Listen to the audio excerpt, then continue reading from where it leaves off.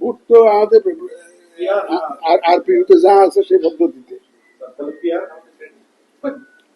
পিআরটা তো আরপিইউতে তো নাই, আমার সামনে তো আরপিইউ।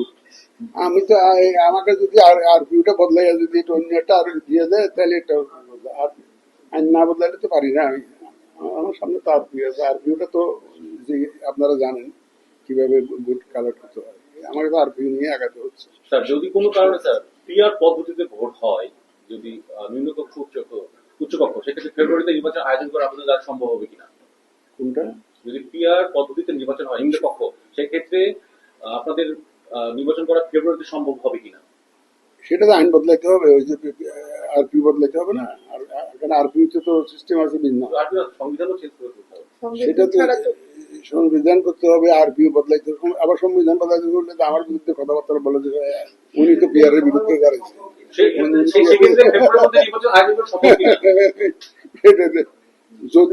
যদির উপরে কোনো আমি জবাব দিতে চাই না।